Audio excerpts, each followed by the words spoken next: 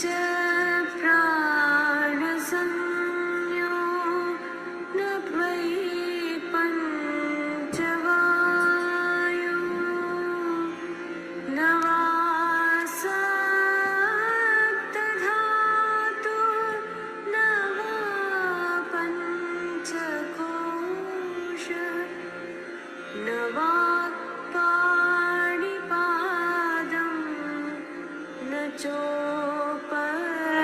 चोपस्तपायो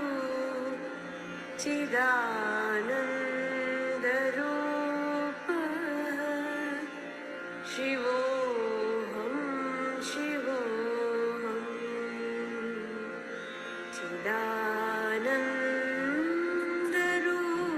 चिदानन्दरूपः शिवोऽहं शिवोऽहम् न मे द्वेषरागो न मे लोभमोहो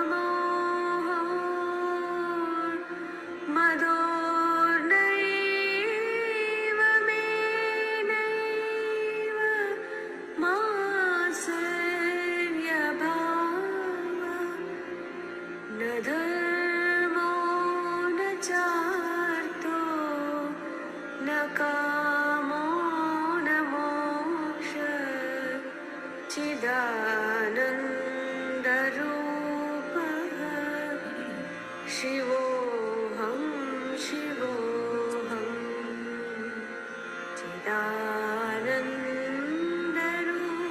चिदानन्दरूपः शिवोऽहं शिवोऽहम् न पुण्यं न पापं न सौख्यं न दुःखं न मन्त्रो न तीर्थं न वेदा न यज्ञः अहं भोजनं नैव भोज्यं न भोक्ता चिदानन्दरूपः शिवोऽहं शिवोऽहं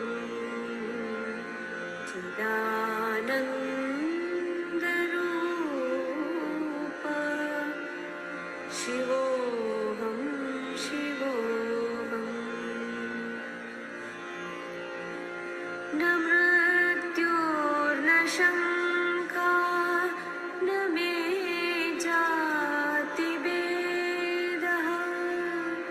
पिता नैव मे नैव माता न जन्म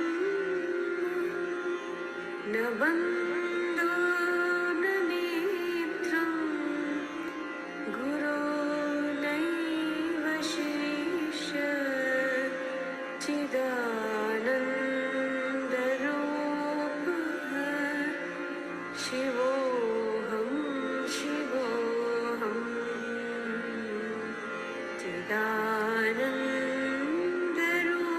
चिदानन्दरूपः शिवोऽहं शिवोऽहम् अहं निर्विकल्पो निराकाररूपो विभूत्वाच्च सर्वत्र सर्वेन्द्रियाणां न च सङ्गतं नैव मुक्तिर्न मेया चिदानन्दरूपः शिवोऽहं शिवोऽहं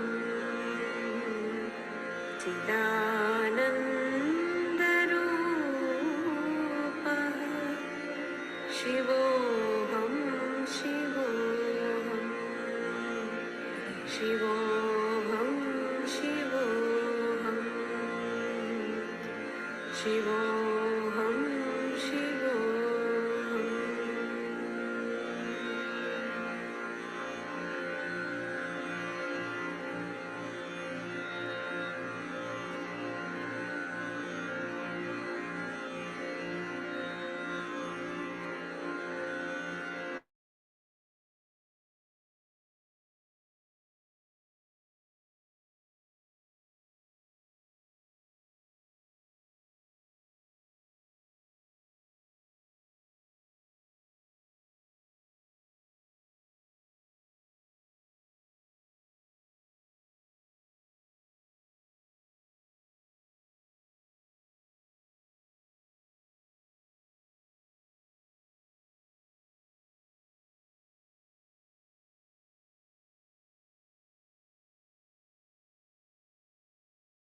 Hariom, thank you for your patience. Sorry for the bhajans because my subscription ran out.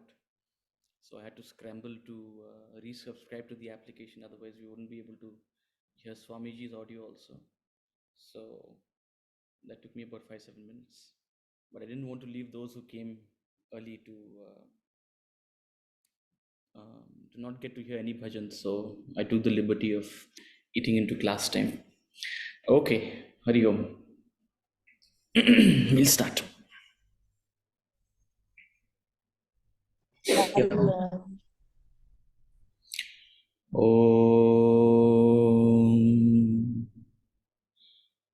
ॐ सहनाववतु सहनौ भुनक्तु सह वीर्यङ्करवावहै तेजस्विनावधीतमस्तु मा विद्विषावहै ॐ शान्तिः शान्तिः शान्तिः.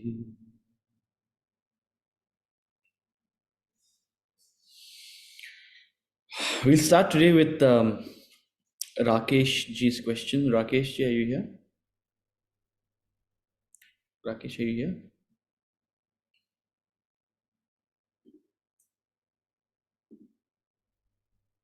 You're on mute if you're speaking.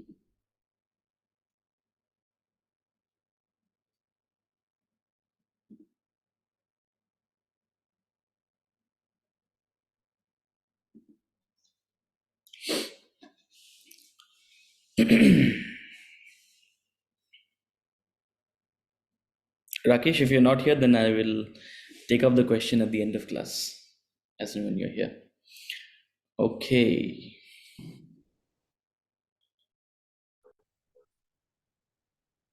He's joining. Sorry about that. There's some seems to be. So I'm not home actually. I am up. Hello, Can you I'm hear? not audible. Okay, now you're audible. Are you here? Yes, I am here. Okay. Hi. Yes. So you want to share your question before before we take it up, Yes, please. my question was about the mineral man, which was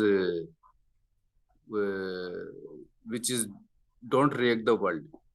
My question was that by the dhyan, sadhana, and all that knowledgeable or the what I say, good person or human person is also try to be disconnect the world. So what is the difference mainly? Thank you for this question because I love removing misconceptions. Thank you for this question. Because one of the biggest misconceptions is that Vedanta teaches us to be disconnected from the world. Vedanta talks about going away from the world, being unreactive to the world.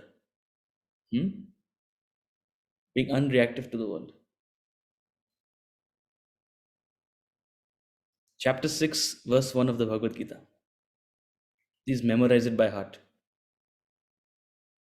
Chapter 6, verse 1 of the Bhagavad Gita. Please memorize it by heart.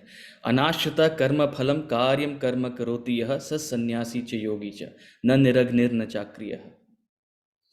Anashrita karma phalam, having renounced the fruit of action, having renounced the concern for the result, one who gets into karyam karma, what he is supposed to do. If you're a teacher, you're supposed to teach. If you're a preacher, you're supposed to preach. If you're a student, you're supposed to study. If you're a business person, you're supposed to do business. If you're a sports person, you're supposed to play sports. If you're an entrepreneur, you're supposed to run an organization. Whatever you are designed to do, whatever you are supposed to do, karyam karma, whatever your roles and responsibilities in life, do it to the best of your ability. Karoti yaha sasannyasi cha yogi cha. Such a person is a sannyasi, such a person is a yogi, such a person is a god person, such a person is someone who is spiritually evolved. Sasannyasi cha yogi cha. Na niragnir na chakriyaha. That's the most important part. Not one without fire, not one without action. Na niragnihi. Not one without fire. Hmm. One without fire means one who doesn't have a sense of passion, one who doesn't have a sense of engagement with the world, one who doesn't have a drive. A jnani, a sannyasi, a yogi is one with utmost passion. He has the purest of emotions, but he acts in the world like an actor on stage. That's the beauty. So, this conception that a God person is supposed to be aloof, a God person is supposed to be somewhere in the Himalayas, or even if they are in the city, they're supposed to be away from society. It's the biggest misconception. Through sadhana, we are not training you to be unreactive to the world. Remember, a mineral person is unreactive, unresponsive, unconscious for all practical purposes. It's happening in front of him, but he doesn't have a reaction to it. No feeling. In sadhana, we're not training you to have no feeling. In sadhana, we're training you to have the perfect feeling. In sadhana, we're not training you to be unreactive. In sadhana, we're trying to make you have a perfect reaction. Half the things we react to, we unnecessarily react to. Problem is, we react to things we shouldn't react to. We don't react to things we should react to. That's the problem. Half our time is spent in reacting and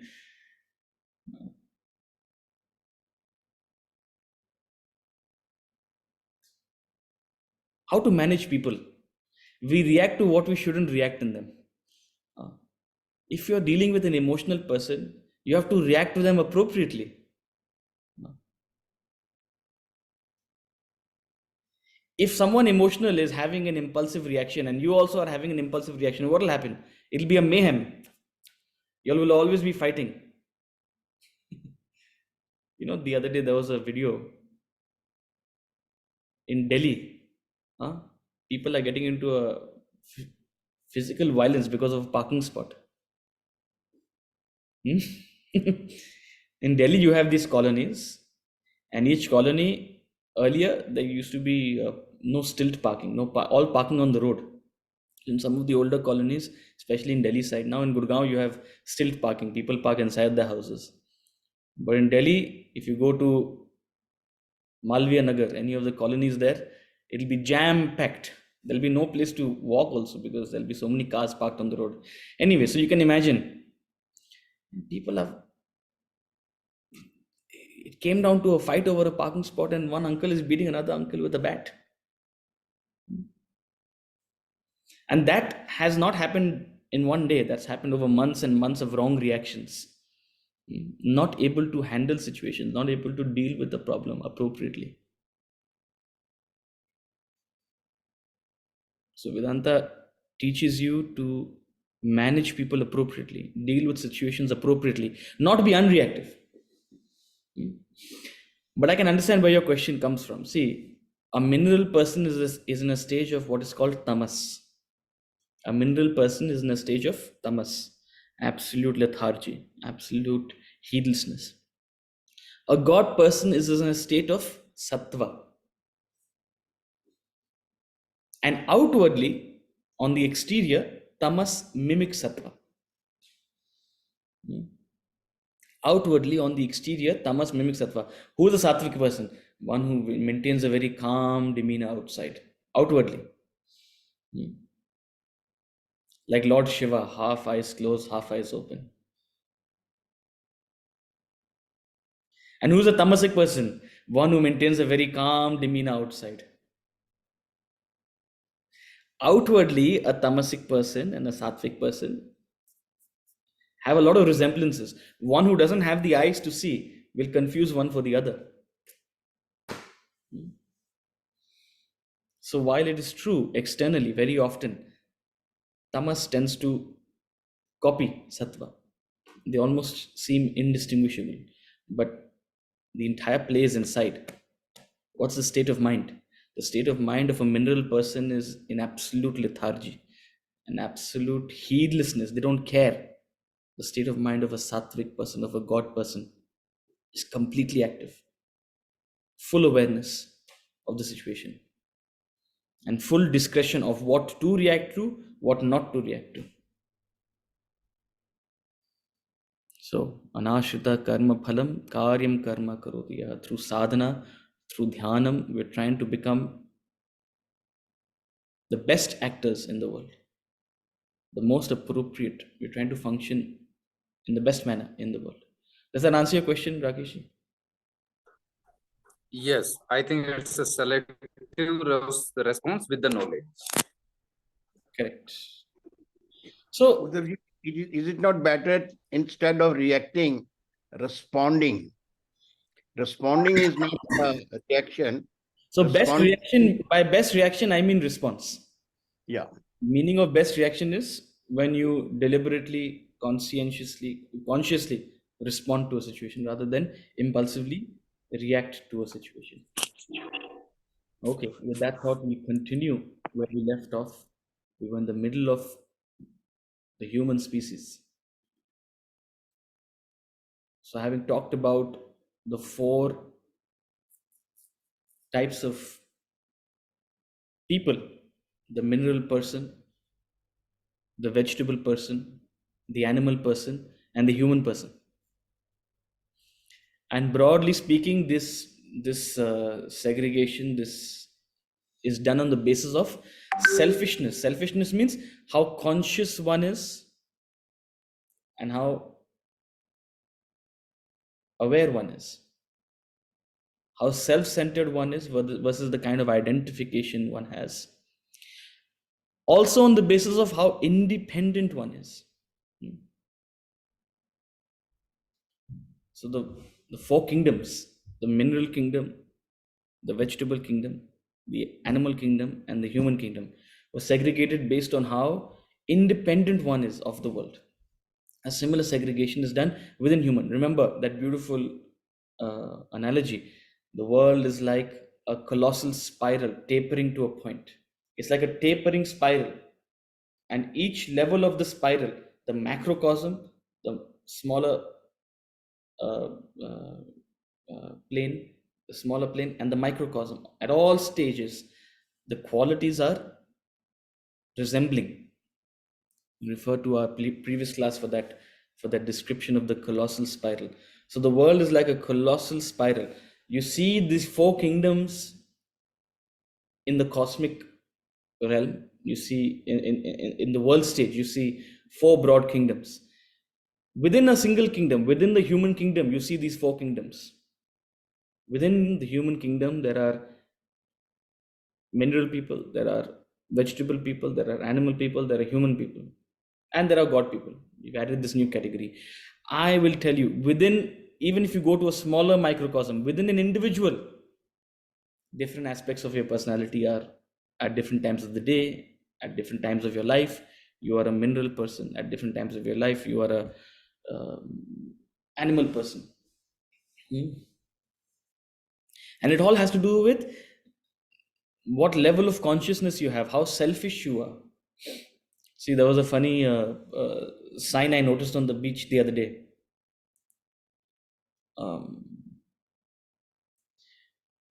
Animals don't dirty the beach. Please behave like animals. Animals don't dirty the beach. Please behave like animals. Means what? When you are going around littering the beach and dirtying your environment, you're being worse than animals in the stature of a human being. It's like a mineral person. You're heedless. As long as I'm enjoying, I don't care about the other person. I don't care about my environment. Heights of ego. That's a mineral person. So human persons, we last discussed, are far less selfish. They have a much broader layer of consciousness. But at the same time, in a human person also, there are a lot of conflicts. To one set of people, there is a sense of identification. To those other, beyond that national boundary or beyond that religious boundary, there is a sense of differentiation. There is a sense of otherness, as a result of which there are wars being fought. So it's not that just because you've reached the stature of a human person, you're free from this conflict. Until and unless you gain complete God consciousness, you will have to deal with these vagaries, these limitations.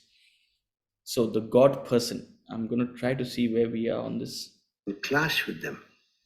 The angel metamorphoses into resulting in wars after wars, hesitate to slaughter million, nor even in the SPCA or PETA. Is it audible? Yeah. Okay. The God person. The God person is one who has shifted focus from the terrestrial world to the transcendental reality, who is self-realized, God-realized, has reached the state of absolute peace and bliss. In him, selfishness is totally annihilated. His love is all-embracing, universal, pervading everywhere, nowhere in particular. His identification is with one and all, none in preference.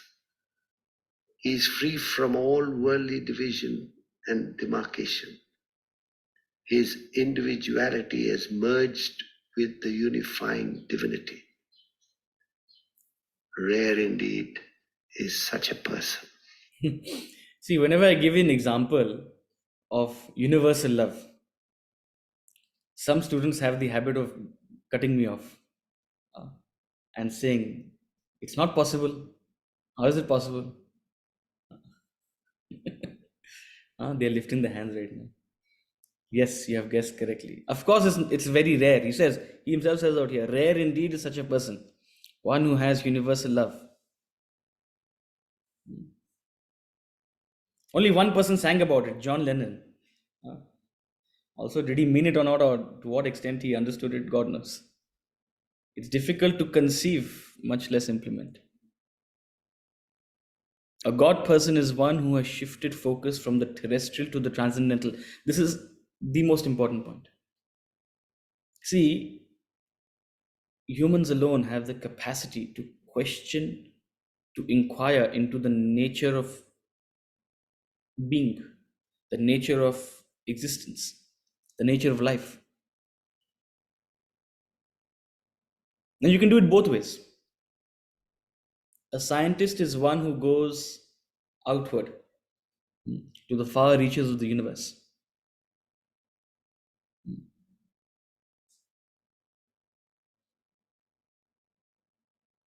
Or even to the subatomic level, in a quantum sense, quantum mechanics.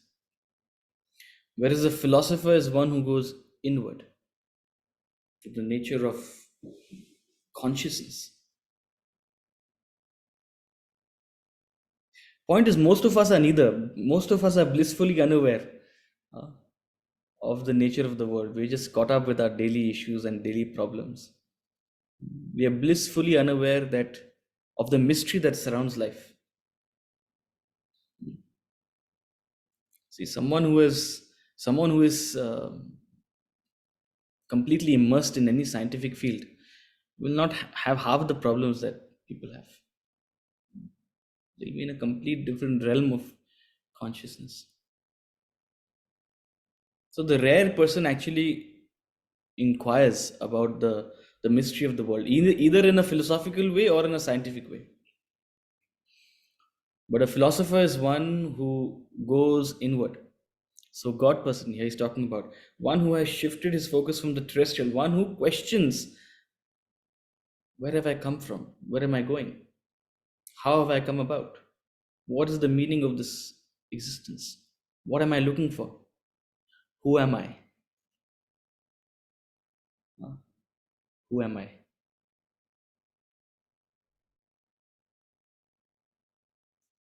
The great King Janaka.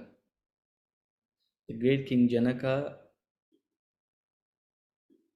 Anybody read the Ashtavakra Gita in this classroom?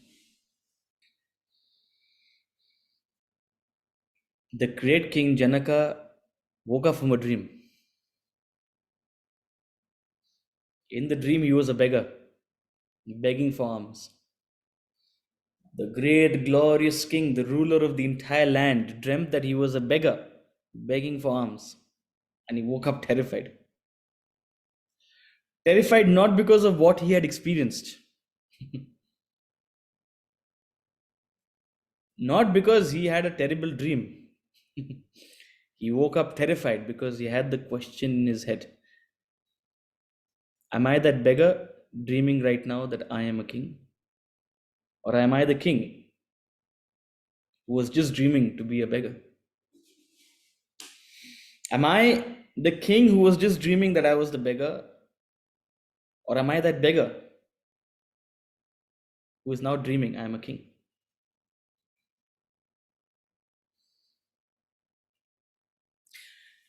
See, there are lots of theories about dream and stuff like that. Vedanta doesn't ask you to remember your dreams. I've seen people, they'll write meticulous notes about exactly what they experienced in the dream and all sorts of things. And then people go into past life regressions and all sorts of things. Now Vedanta says, no. Swamiji used to use the example. He said, your dream is vomit. Your dream is vomit.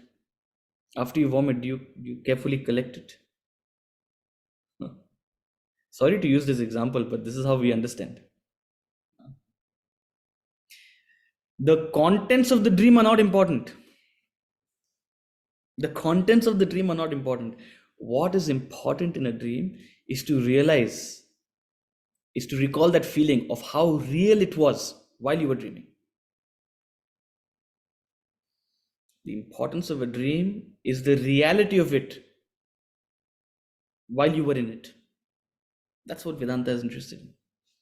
That's what Vedanta asks you to hold on. That's what Janaka held on to. See, immediately after you wake up, why do you have that surreal experience? Because you have a momentary doubt which is real, which was real. You still have a visceral recollection of the reality of the dream. The dream still feels real in your body. So Janaka held on to that feeling. We have that feeling for a moment and we forget it.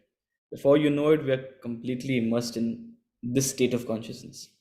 Janaka held on to that for days and days and days, and he kept asking his courtiers, tell me the answer. Nobody could tell him the answer until walked in the great Ashtavakra.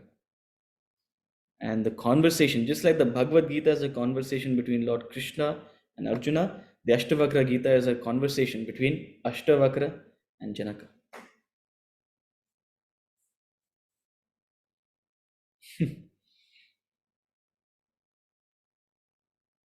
And Janaka is a far more advanced student than Arjuna. So the quality of the text is also like that. And the level of the text is far more subtle. Then the content of the text is far more subtle. Half of you are thinking, oh my God, I've spent so much time studying the Bhagavad Gita. Now you're saying I have to study the Ashtavakra Gita. You told me all the knowledge is in the Bhagavad Gita. That's why I started the Bhagavad Gita class. Now you're telling me Ashtavakra Gita. Don't worry. All the knowledge is there in the Bhagavad Gita. Don't worry. I didn't lie. But for those of us who have a intellectual weakness, to get a taste of what is there, hopefully we will study one day the Ashtavakra Gita. So the conversation between sage Ashtavakra and Janaka is called the Ashtavakra Gita. And Janaka was that God person who was distinguishing between the terrestrial and the transcendental. One who clung to that mystery, didn't give it up easily. He stuck with the question. So a God person is one who has that question into the mystery of life in and through all his experiences. Not a casual interest, but a serious approach. One who has shifted his focus from the terrestrial to the transcendental. And such a inquiry, such a consistency. It's called mumukshatva, such a desire for liberation, such a desire to know the truth. That alone leads him to the state of self-realization. Without mumukshatva, you can't achieve the state of enlightenment, the state of self-realization. So already, rare indeed is such a person. Rare indeed is such a person. But the qualities of such a person are, in him, selfishness is completely annihilated. There's no sense of an ego. There's no sense of an individual.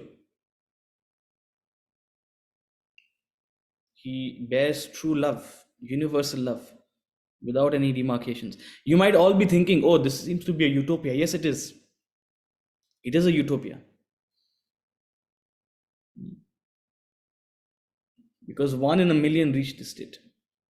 Yet, the path of evolution is such. As you proceed to this state, you become less and less selfish. You become less and less egoistic. The ego vanishes. And you are capable of it. I am capable of it. Each of us out here sitting in this classroom is capable of it.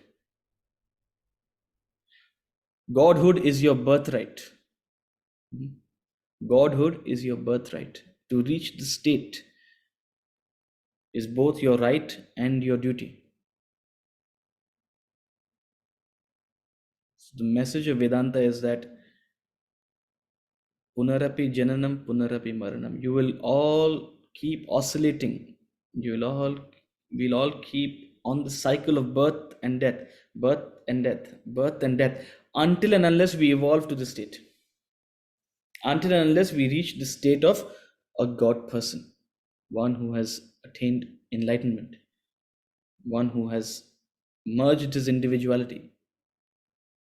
Rare indeed is such a person. It may seem very, very far. Aspects of it may resonate with you. It may seem very far though. Don't worry, we'll get there. But the idea is, as a human, you have a mineral person in you, you have a vegetable person in you, you have an animal person in you, you have a human person in you. You also have a speck of a God person in you. You have it. Everybody has it. We all have been gifted with what is called a subtle intellect. A subtle intellect is the deepest of intellects in you, one which inquires into the mystery of life. You have it in you. Right now, it is just submerged, it is covered by all the other distractions we have. But slowly, as we remove these unnecessary distractions, the subtle intellect in us will emerge. It's a matter of time. But you have to do it with your own effort. And you can do it. That's the message of Vedanta. Each of us can become a God person. It's a matter of putting in that effort, putting in the work. In the lowest category, one's love is confined to one's individuality. When the human evolves to the next category, he rises to the level of his family. No more.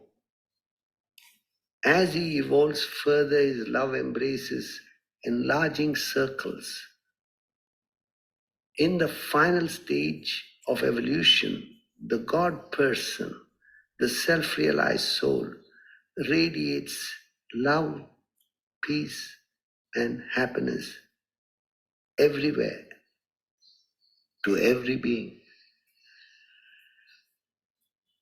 Life's mission is to evolve to the highest state, to discover your real self, to return to your original nature of divinity.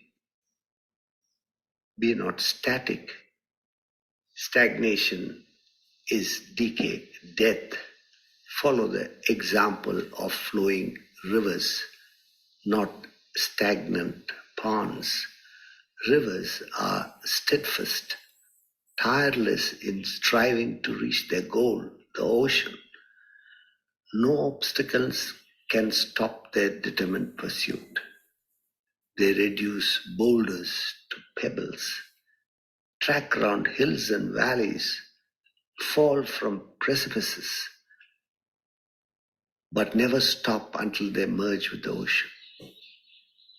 Thus must you pursue your Supreme Self. Make your way towards Godhood. That is your birthright. Wherever you are, whatever you be, keep moving towards that ultimate goal of self-realization, God realization. So you'll appreciate the spiritual journey is not one of mental resignation. It's not one of withdrawal. It's not one who wants to stop, cease activity. No, it's not.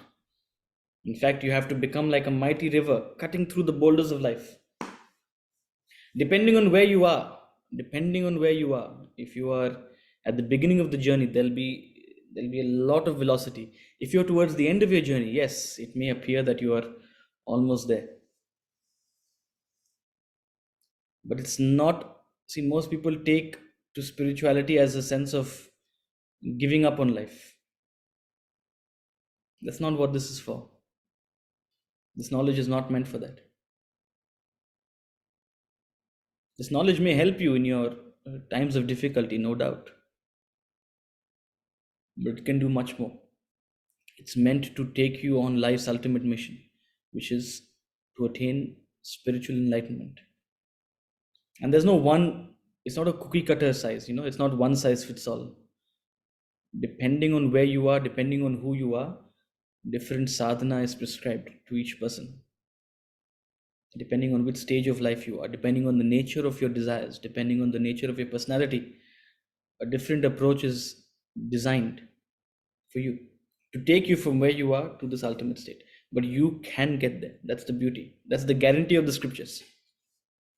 It's your birthright. So, human beings are classified into, broadly speaking, these 5 types: a mineral person, a vegetable person, an animal person, a human person, and a God person. A God person is extremely rare. If you ask me, a human person is also quite rare. Most of us are stuck between vegetable, animal, and human. These 3 seem the most relatable. You don't have to admit to me. You just have to speak to yourself. All 3. The rare person is a God person. The rare person is a mineral person. It's rare you come across mineral people. But most of us oscillate between the 3 middle ones. The idea is to lift ourselves. So all the 5 categories have 3 states of mind, 3 conditions of the mind.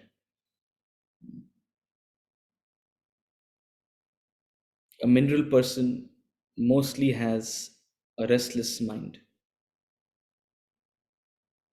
A vegetable person or an animal person, a restless and imperfect mind. Whereas a human person oscillates between an imperfect and a perfect mind. Only a God person has a perfect mind. So we'll discuss what are these 3 conditions of the mind.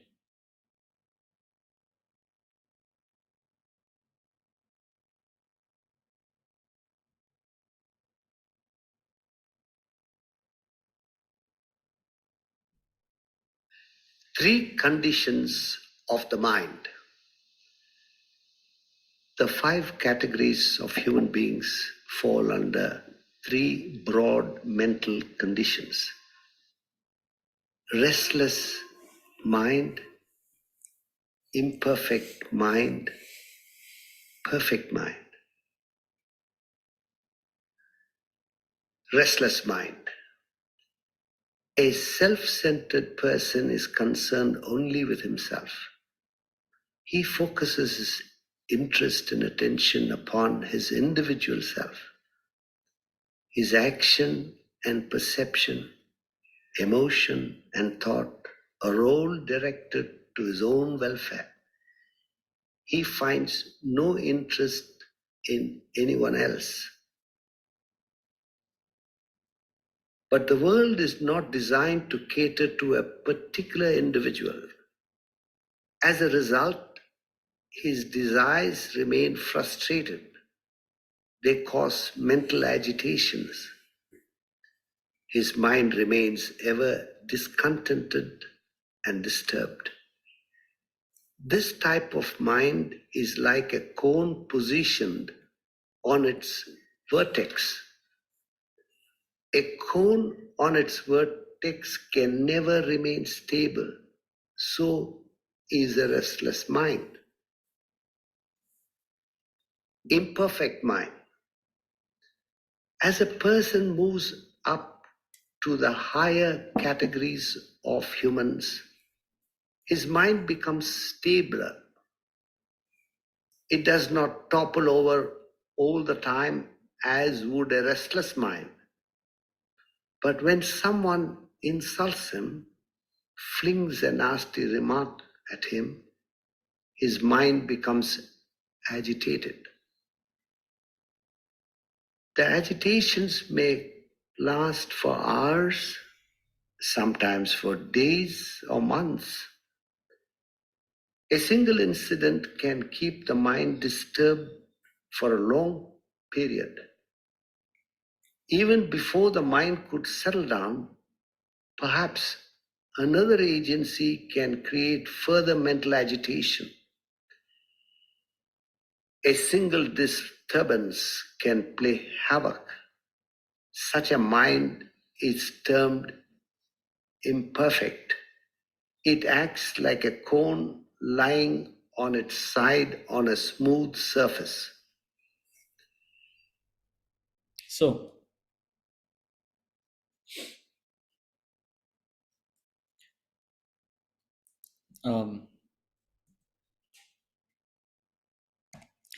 a restless mind and an imperfect mind. So, a restless mind. Before we jump into this topic, I'll repeat again. This is not a moral science out here. We're not trying to tell you how you should or should not be. The nature of the subject is such, it gives you the complete independence to choose how you want to be. What you are, who you are is your choice. There's no moral policing out here. So you choose whether you want to be a mineral person, you choose whether you want to be an animal person, you choose whether you want to be a God person. What you want to be, you choose. No one is here dictating. And no one has the time or energy to police you. No one has the time or the energy to. Everybody has their own things to sort out. So you take responsibility for yourself. So we talk about being a mineral person or a vegetable person. We don't say it's good or bad. We simply talk about its consequences. If you're a vegetable person, these will be the consequences. If you're an animal person, these will be the consequences. So this is one such consequence. If you're a mineral person or if you're a vegetable person, you will have a restless mind, period. You'll not find any vegetable person who's absolutely poised and relaxed. You want to be poised and relaxed, you want to be in a state of equanimity, you have to rise from the state of a vegetable person. Not because of some moral reasons, because that is what it takes. A mineral person, a vegetable person will be restless. Why? Because there's so much of self-centeredness, either for oneself or one's immediate family. That's the definition of a mineral or a vegetable person. Always looking to cater to only oneself or one's immediate families. And the world cannot cater to it. The world is not designed to cater just to one particular family. There will be rise, there will be fall. There will be good times, there will be bad times. So there will be lots of unfulfilled desires. There'll be lots of disappointments. There'll be lots of things you cannot manage because your entire energy is just focused on those things. There will always be people you like and you dislike. There'll always be situations you like and you dislike. And if all your importance, all your attention is on that, you will remain discontented. So it's very difficult to make such a person happy. People who are easily irritable, people who are easily upset, restless minds. It's like a cone. Imagine a cone on its vertex placed on a table. What's a cone in real life? Suppose you try to take, a birthday hat which you bring on your children's birthdays. You know those funny hats they wear when cutting the cake. You try to balance it on its vertex, on the tip. Will it lie down? Will it balance? It will immediately fall. So it's impossible for such a mind to remain stable. It'll require all sorts of support. And once support goes away, it'll fall. Compared to that, an imperfect mind. Such a mind is a little bit stable, but it can easily be disturbed. एक हवे के झोंके से one nasty comment, one unfavorable event,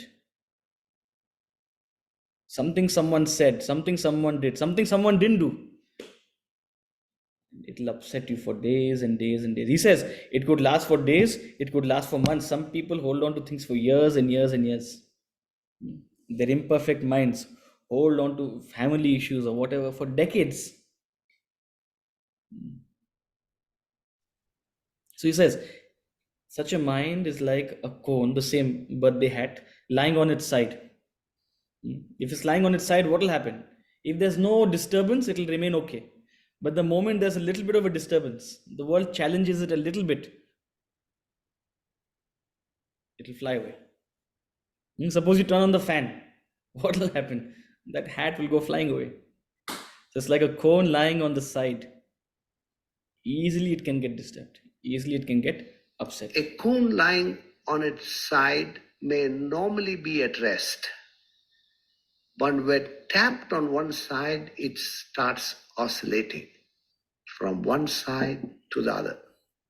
Another tap before or after it stops creates further oscillation.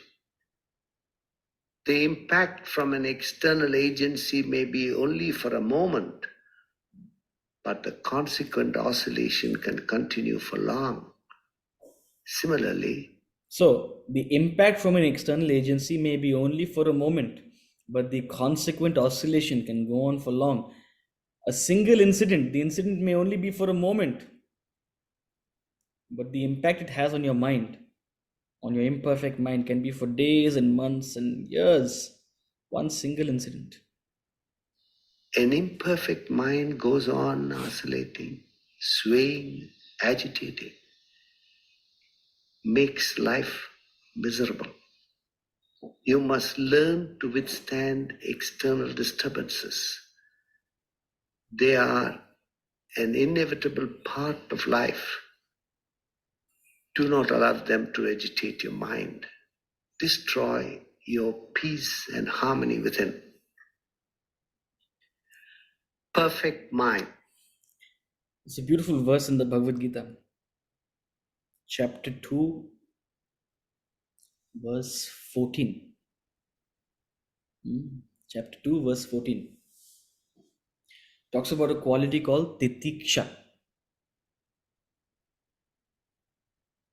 Talks about a quality called titiksha. Let me pull out the verse.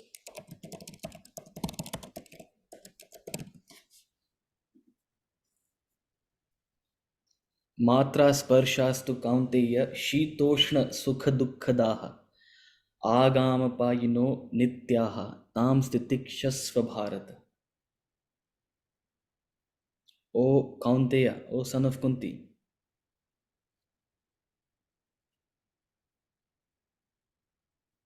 enjoyments born out of sense contact are fleeting, are temporary.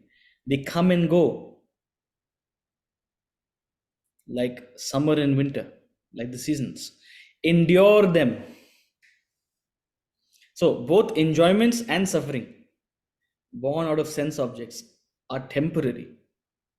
Both enjoyments and suffering from people are temporary. Endure them. How do you endure them is the question. आप में तितिक्षा उतनी ही आएगी जितने आप में ज्ञान है. See, if you tell someone without knowledge to endure, it's suffering. You're telling them to suffer. In the absence of knowledge, endurance is suffering.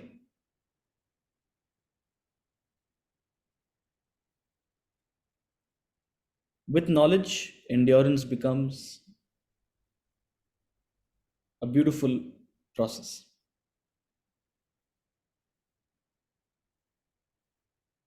So,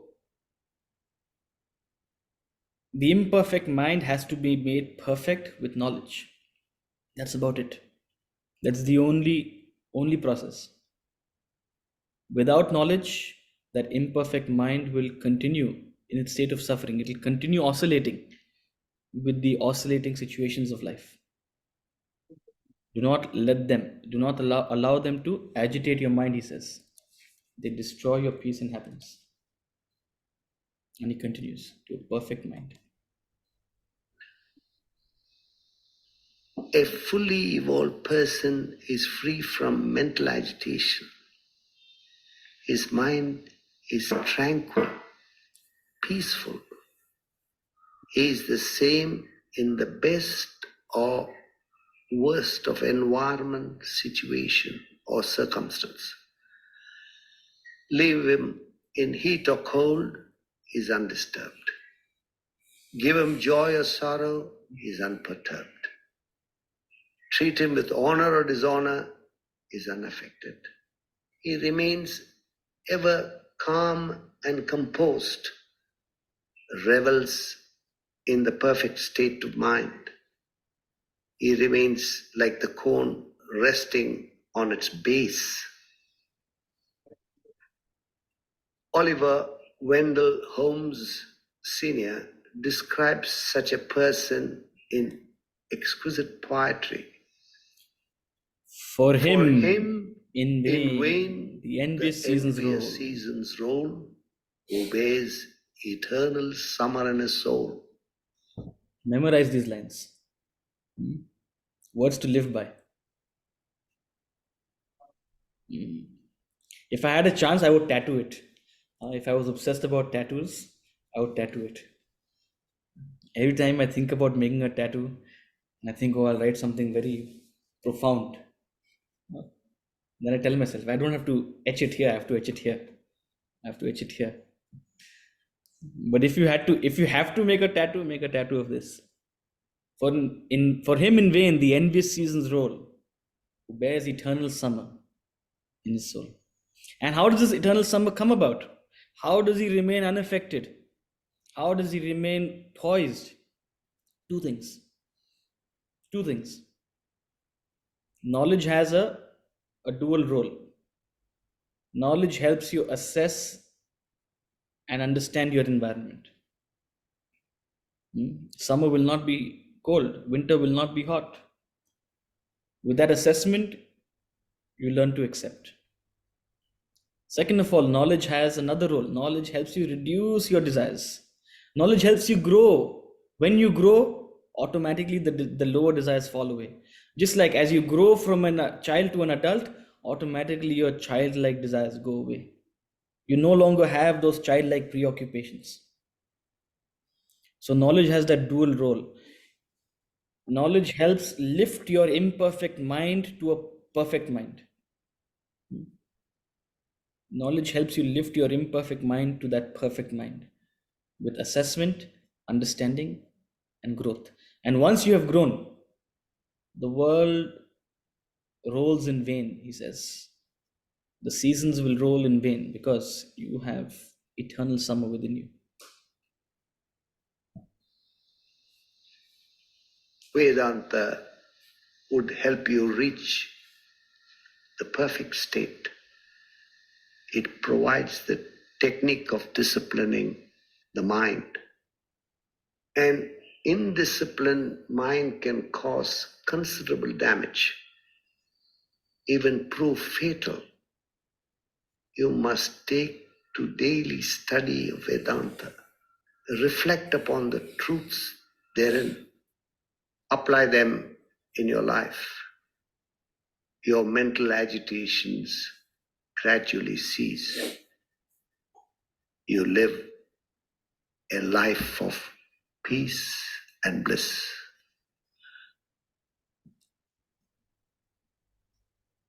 So that's the role of Vedanta in lifting your own inner condition, in turning your mind from restless to imperfect to perfect. So what's important before embarking on the journey is a genuine, honest assessment of oneself. Where do we lie? To what extent are we a mineral person? To what extent are we a vegetable person? To what extent are we an animal person? How much of a human person do we have in us? And what are the traces of a God person in us? Make that assessment. To what extent am I restless? To what extent is my mind imperfect? To what extent do I have a perfect mind?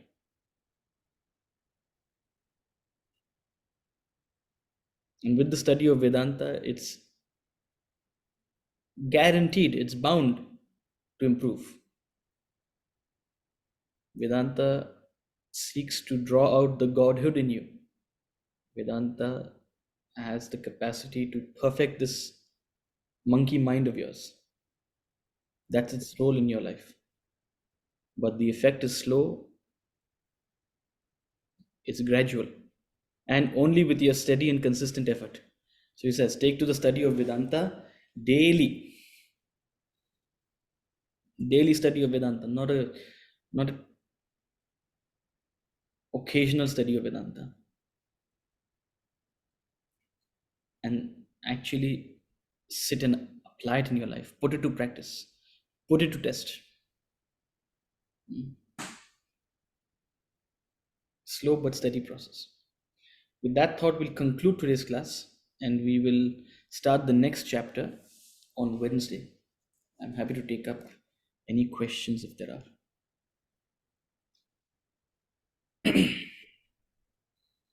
Are there any questions? Utsav, like how in the course of the day, you're a mineral person, you're a vegetable person, you're an animal person, etc. So could you also be a restless mind, a imperfect mind, and a perfect mind?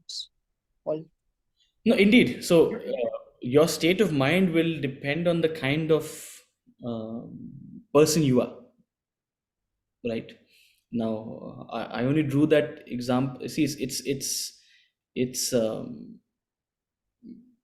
the technical subject for this is sattva rajas tamas. You study sattva rajas tamas. In the early hours of the morning, whatever quantum of sattva is there in you will manifest. If you have 10% sattva in you, that 10% will manifest at that time of the day. And at that point, you will be relatively poised compared to what you are during the day. You may not be a perfectly poised person, but compared to what you are during the day, in the early hours of the morning, even a talented drunkard, even a most agitated person, you won't see anyone shouting around. The most rajasic of people, the most hectic personalities, they'll be quiet in the morning. Why? It's sattva. So at that point of time, the state of mind is also calm. Generally, during the course of the day, when rajas predominates, your mind is imperfect. It's easily given to emotions. You tend to be reactive as a personality. And during the course of the night, it's when tamas predominates. Whatever quantum of tamas is there in you is the most powerful at that time. So your chance, the mind has the highest chance of being restless at that time of the day. Right? But it's all proportions. Someone who has very little tamas in them, a very evolved human being, will not really be susceptible. But someone who is very tamasic in nature, that tamas might manifest during the day itself. But the broad thing is, early hours of the morning, Brahma Muhurta is sattva. During the course of the day is rajas, and nighttime, evening, after sundown is tamas. Got it. Thank you. That's why we wake up early and sleep early. Uh, that's why we wake up early and sleep early.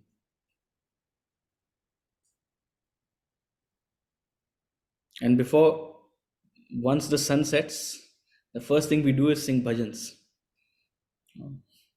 Because only the Lord can save us. So you sing bhajans. It just helps purify your mind. That's about it. Before you give into the night. Yes. Further questions?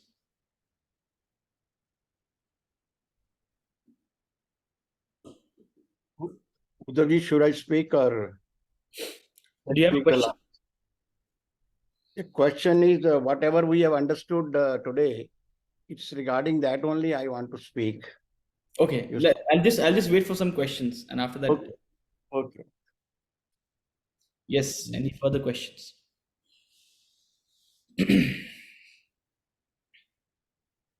If not, Omji, the floor is yours.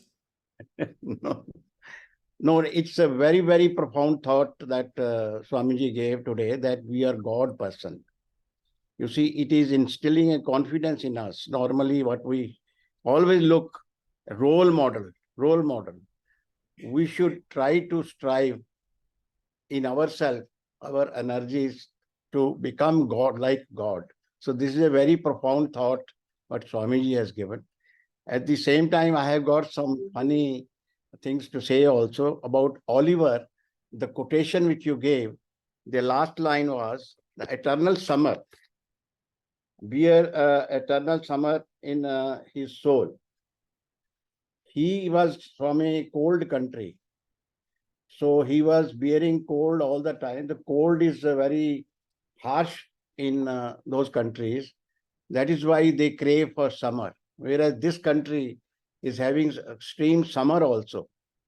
So the summer analogy is not that appropriate, because we always think that, the shadow of a tree is much more soothing than the heat of the sun.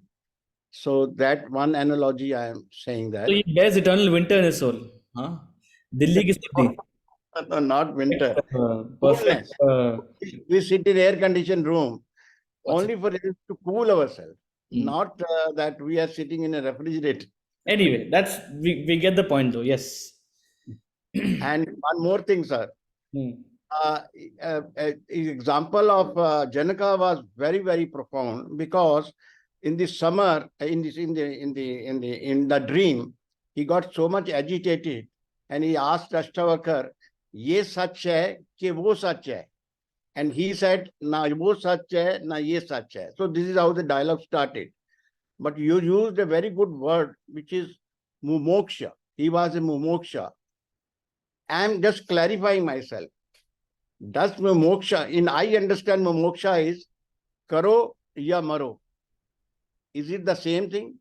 कि अगर आपको कुछ करना ही है, या तो करो वही, नहीं तो मरो. Yeah, Is so it correct?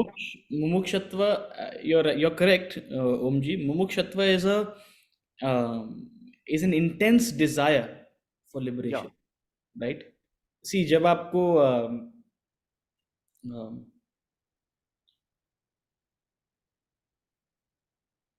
when there's no other option and you're willing to withdraw. जैसे फौज में फ्रंट में सोल्जर को भेज देते हैं. So, He reached a stage. Ramakrishna Paramahamsa describes mumukshatva Yeah. as the desire for liberation in a person whose head is forced underwater. Yeah. अगर मैं आपके बाल को ऐसे पकड़ के आपके Yeah. पानी के नीचे ले जाऊं, तो आप में क्या इच्छा होगी? जीने की. और किस डेस्परेशन से आपकी इच्छा होगी कि मैं पानी से निकलूं? छुड़ाओ मेरे को. That desire, that helpless, frantic desire for liberation is called mumukshatva. Now, when you're in that condition, you'll do anything. So, but the idea out there is the intensity, right? And that intensity of desire is what we have to build in us. Today, that intensity is for material objects. To have that same intensity for our spiritual growth. If we achieve that, we'll go long and far. Yes, Vandana ji, you have a question.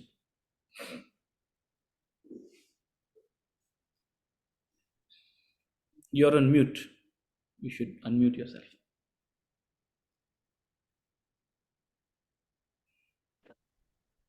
Hari Om Guruji, Hari Om. Namaskar, and thank you so much for giving us, imparting so much knowledge and wisdom.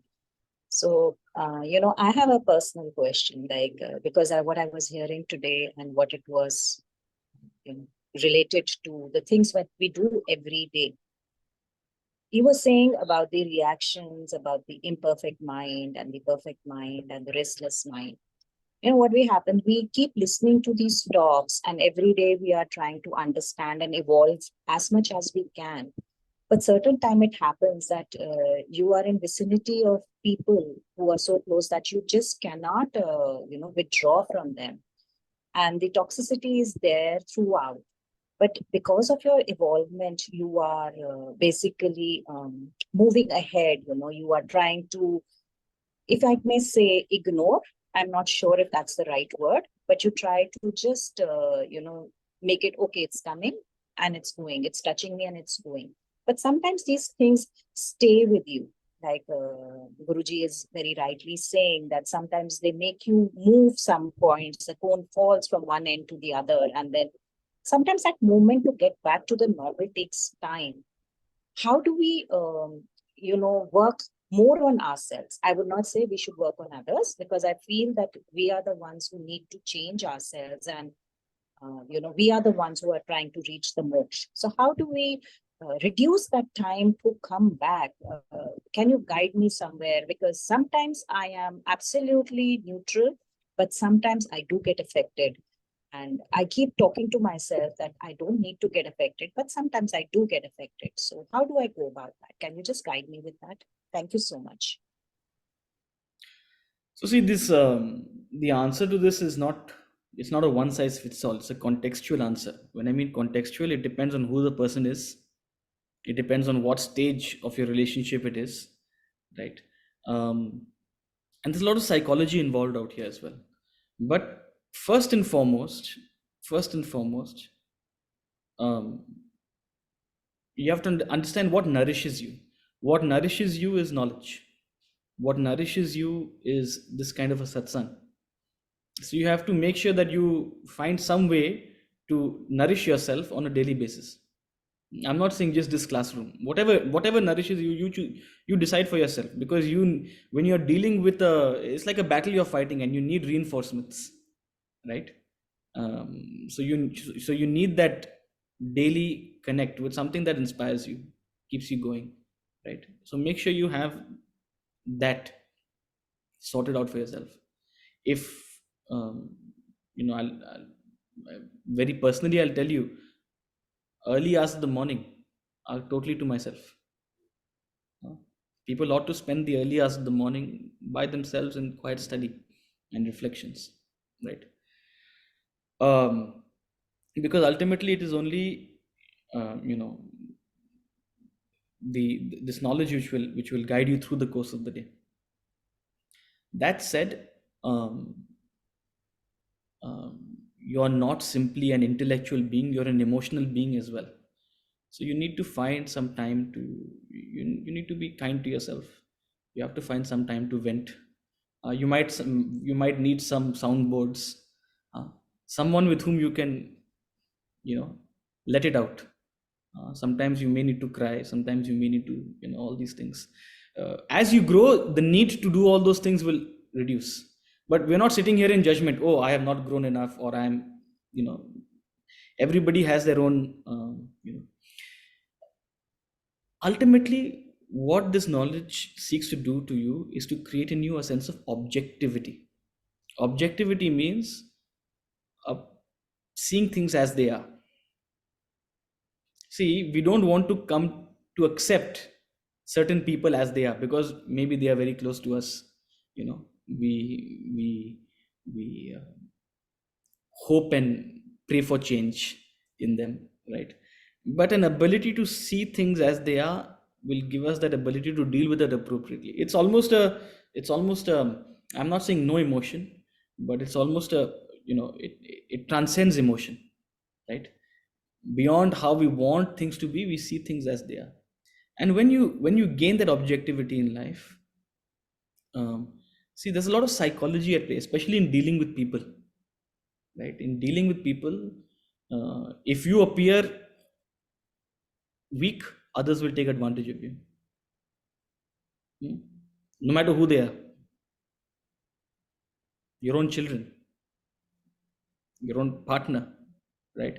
If you appear strong, immediately they will take a step back. So there's a lot of psychology at play, which depending on the situation, you have to apply, right? But you're applying the psychology not with the idea of, getting something for yourself, for your selfish purpose, but for, finding an appropriate solution to the situation. But short answer is, over a period of time, you gain this ability, right? Through what is called objectivity. When you are objective, you become an actor on stage. An actor knows exactly how to play which scene how, right? So as I said, there's no one answer for this. It's a combination, but nourish yourself, vent it out when you need to, and ultimately work towards gaining that objectivity, because people are going to be helplessly expressing their own nature, right? It's important we see things for what it is. Right. I have this very, I don't know if it's a right habit or not, but from the beginning, I have this very obnoxious habit, like some people say, that I keep justifying the other people's behavior. Like if somebody does something in my mind, I just keep replaying. If I'm in that person's shoes, this is what the result would be. So I just keep justifying their And thing. both And of you as are a wrong. result, yeah. So then what happens is, sometimes people say you're being used, and I say, I don't mind being used, but that is what it is. Like, what do you do then? I don't know. I don't feel being used. I don't feel being used. I just feel I have to be, it's okay. It doesn't matter. But then sometimes, of course, like you said, we are emotional beings, we are humans, we just do get carried away. And my whole thing is that I am trying to, I listen to Sir's Gita, I do everything, and I am quite a spiritual person. I believe I'm a spiritual person. I yearn to be a spiritual person. I yearn to be above all these things. But living in the world and being detached, I'm trying to do that. And I enjoy that as well. It's a nice feeling. And the only thing is that when sometimes people sympathize with me, I just feel very out of place. I said, but I don't feel hurt. What do I do about it? Like, I can understand why that person is doing that. So it's okay. So, okay, maybe I'm reaching there. Maybe these classes are helping me. So thank you so much. Yeah, you're welcome. Any further questions?